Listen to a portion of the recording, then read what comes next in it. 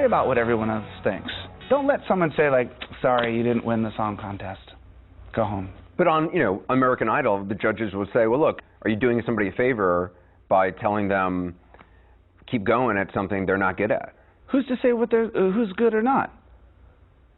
Imagine Bob Dylan standing there and singing Blowing in the Wind in front of those judges. Sorry, it's a little nasally and a little flat. Next. How would you do an American Idol? Oh, I would never make it, ever in a heartbeat. People need to appreciate their voice. I don't want to sing like someone else. I want to sing like me.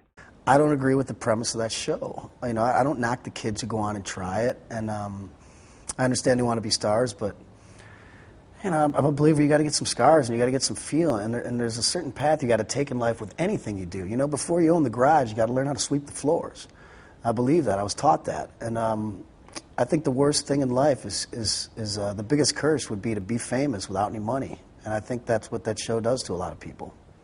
And I don't think he needs to be down there, telling kids if they can sing or not, in teeny bopper land. It's been said to me too, and I've said this many times, and I'll tell you because it's kind of funny and true, that a buddy of mine gave me some crap about that. He's like, who do you think you are? There's 30 million people a week that watch that show, and you're on your high horse saying they can't use your songs, and you say it's no good.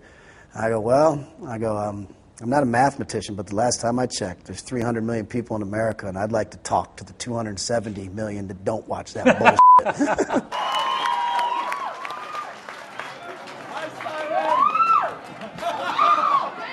Simon!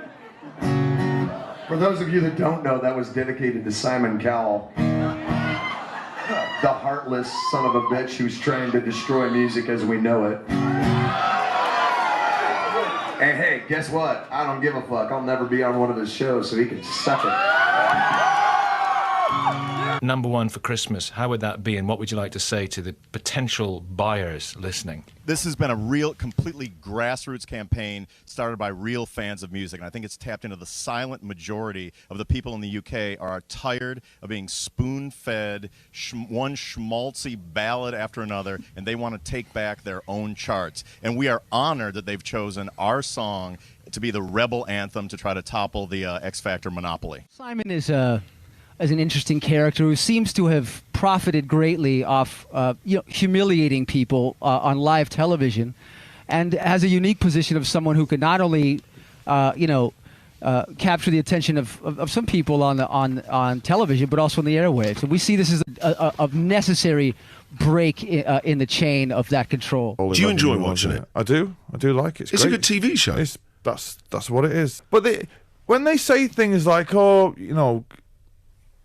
you're great, but you're too young. But don't put her through in the first place then. Do you know what I mean? They shouldn't put 16-year-olds on that show. Do you think it should be 18s or 21s and over then? You think they're too young? I think it should be at least 18, because what would happen conceivably if the public voted a 16-year-old into pop stardom? Just a sign of the times, and everybody knows it's crap. And there are certain crap things that people seem to enjoy, and there they are and there they stay, and there's nothing we can do about it. But I mean, the very last thing these people are idols, and it's ludicrous. I mean, it's just a game. It's just like a modern talent show, and I feel sympathy for the people, for the contestants, and the whole action of ridiculing a contestant and bringing them down and kicking them out and watching them cry and kill themselves. Seems to be a part of modern entertainment, but I don't know anybody on the planet who enjoys it. I think it's just one of those little conspiracies again. You want to see somebody humiliated. Well, I don't. X Factor's a well-oiled industrial machine for the pop industry that only serves the industry. That certainly doesn't serve the public or the artist, I don't think. The few that are lucky to get through are kind of all very much, like they've all been trained or they've already been out doing something that makes them sound very much the same. Is there any way for if you looked at it today, somebody like Robert Plant or Jim Morrison would not get on X Factor. They wouldn't pass the audition. They give you a platform to go and to be an artist, but only if you're the artist they want you to be.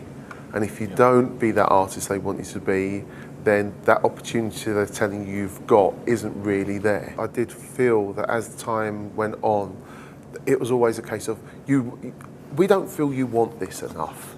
And I said, well, you know what? I don't want it that much. But we want you to want it. Okay, I want it. And then you get there and you think, I don't really want Sharon Osbourne calling me a fake, Louis Walsh saying I look like a serial killer. That is the sort of thing I'm thinking, this isn't what I turned to become a singer for. Yeah. I did find it interesting that whenever I saw Simon, it was literally as soon as the cameras would roll, you know, here we go, right now, this is what we're going to say. Yeah. Thanks very much, blah, blah, thanks very much, I'm out of here. And so, okay, that's my mentoring for the week. Look, I've won a talent show. Let's just be realistic about this. I shouldn't be doing the red carpet. I should just turn up, great, thanks very much. I'll sit down here, watch it, got a good seat, but let's not build it up to anything it is. You know, it's just a talent show.